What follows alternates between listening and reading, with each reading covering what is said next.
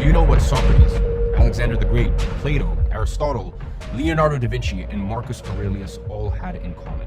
Something beyond their obvious geniality. Well, if you're like most people, you'll probably say something along the lines of, they were all historical figures who all achieved great things, which is true. Or maybe you said that they're all long gone, which is also definitely true. But there's something else. The life of every single one of these individuals is greatly documented in a few ancient writings, either written by them or their followers. And in those writings, they all left behind one of the greatest gifts that one could fathom. What formula they used to create so many minds back then. I mean, minds that are still remembered to this day. I stumbled upon something. You see, I noticed that every single one of these men shared 5 very specific principles that made them the great figures that they are remembered as. Principles that were somewhat common back then, but that were lost somewhere along the way. And today, less than 1% of the population has them. And for a very specific reason. The conditioning factory is trying to keep you away from finding out these, because they know that those who possess these 5 lost traits, they're going to break away from their social conditioning and stop being a product of the system. And of course, they want to avoid that at all costs. But the truth is buried in these ancient writings, and my goal with this event is to rescue these 5 lost long principles that were once the foundations of the greatest breakthroughs humanity has ever experienced. And this is what I'm about to give you. It was all based on one principle: the search for truth. They believed that freedom and truth were the ultimate outcomes an individual could seek and pursue. And in order for an individual to pursue such freedoms, they'd have to become critical thinkers, meaning they needed to be capable of analyzing the world around them and arriving at a clear understanding of what the truth really is. And they even had a Latin phrase that's still popular to this day to describe this search for truth: quid est veritas, which means what is truth? How can you tell who is right? You or the other person who has an opposing view? How can you tell which truth is the actual truth? How can you know your truth is factual? Have you ever thought about why you believe the things you believe and why you see them as truth? Are there logical reasons based on cold hard facts that support your view of what is the truth? And those are questions that you probably rarely ask yourself. And there's a reason why. Because this is how you get to the truth. These men were relentless in their pursuit of freedom. And if you adopt their principles, you can be too. You see, by becoming an outsider, you are able to unlock something that less than 1% of the world's population has today: financial, location, and time freedom. And once you combine these 5 forgotten principles, you too will be able to become an outsider. So, to recap, the first principle of the outsider is you must establish what truth means for you. You see, getting to the truth is rarely easy, especially because, truth can be such a loose concept. So the first person to truly develop a method to get to the root of what truth is was our friend Socrates.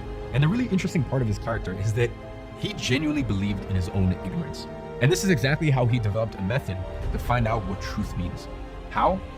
He used to literally walk the street of Athens and engage in conversations with people from all walks of life. I'm talking craftsmen, artisans, vendors, poets, politicians, young Athenians, and all he'd do was ask them questions. Questions about their beliefs, their philosophies, and where their beliefs came from. And basically what he tried to do was to help others recognize their own ignorance. Socrates' method and persistent questioning of Athens' values, as well as influential figures, well, that made him many enemies. And that series of questioning was what came to be known as the Socratic method. And let me tell you something, that is probably more than the modern education system has ever taught you about how to truly become a critical thinker. Asking why you believe something until you truly get to the root of your beliefs. And the second principle of the outsider is to evaluate your current beliefs and figure out where your limiting beliefs come from. Listen, as you already know, Socrates was executed, and his execution is often cited as a black stain on Athenian democracy and used as a case study of the tyranny of the state against those who dare to challenge it. Now, what did he get executed for? Corrupting the youth. It was alleged that he influenced the young men of Athens to question and challenge traditional values and beliefs. I mean, how big of a crime is that, right? I mean, have you ever asked yourself, how come there were so many geniuses and incredible individuals back then? So why is that not the case anymore nowadays? It's because they all mentored each other.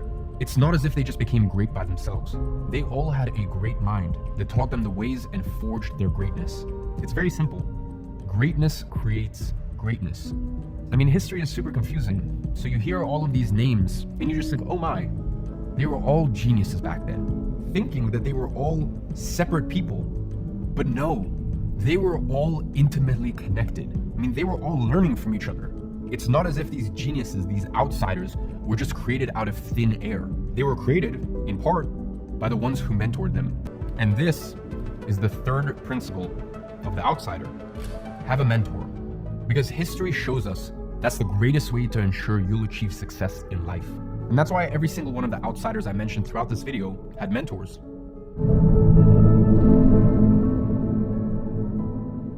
You see, the reason the ancient Greeks started to study science, philosophy, mathematics was not because they wanted to be mathematicians or philosophers, but rather because they considered those as necessary characteristics to make you a critical thinker and, as a consequence, make you pursue and achieve true freedom. And the freedoms were divided into 3 inferior and 4 superior disciplines.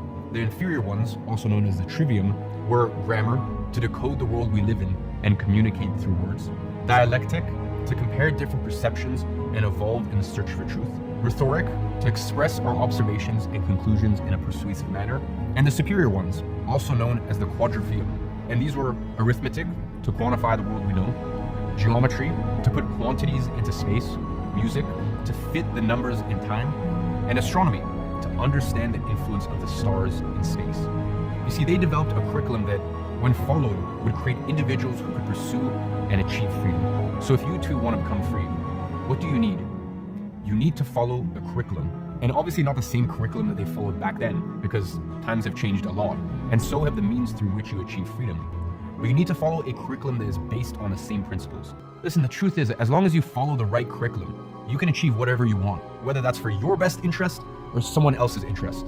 And that is the 4th principle of the outsider. Find out what curriculum will set you free. And I mean really. Find out exactly what you need to be able to do, how you need to think, and what you need to do in order to be free.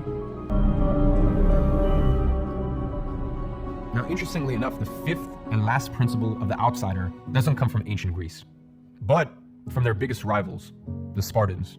You see, around the same time that all of this was happening in ancient Greece, a guy named Lycurgus of Sparta reinvented the Spartan education and training system. He called it the agoge. This was the system that led the Spartans to dominate everyone who they met in the battlefield and allowed them to remain undefeated for over 150 years. And this entire system was based on one principle: that healthy, disciplined, able-bodied individuals are the key to a successful and functional society. They would only choose their most talented Spartan individuals to take this role because they knew that only greatness can create greatness. So, if they were to have any mediocre citizens to be the mentor of their next generation, well, in that case, what would their next generation turn out to become? A generation of mediocre Spartans.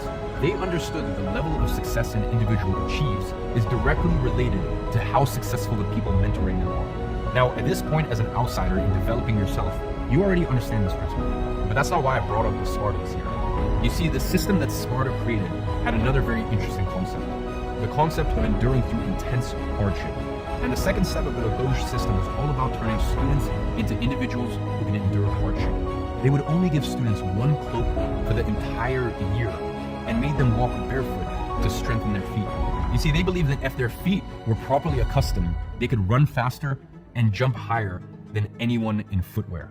They were also taught on how to not fight with weapons and march in full silence. And the mentors would ensure that they were always hungry to some degree as well. Why? To put them into a perpetual state of discomfort. Because discomfort breeds discipline, and discipline forges greatness. It was all about being a strong and disciplined individual. A disciplined individual who can resist the temptations that life throws their way, and live a life of delayed gratification instead of instant gratification, and has an extremely high likeliness of becoming successful. And I know that more than likely you are a young adult yourself. So truly understand that these are your greatest years. The years that will either make you successful or entrap you into mediocrity for the rest of your life. So please, make sure you make the most out of them, because your time is limited. These are our 5 lost principles. Number 1, establish what truth means for you. The second, evaluate your current beliefs and figure out where your limiting beliefs come from. Number 3, have a mentor. Number 4, figure out what curriculum will set you free. And number 5, seek intense hardship to forge discipline and self-control.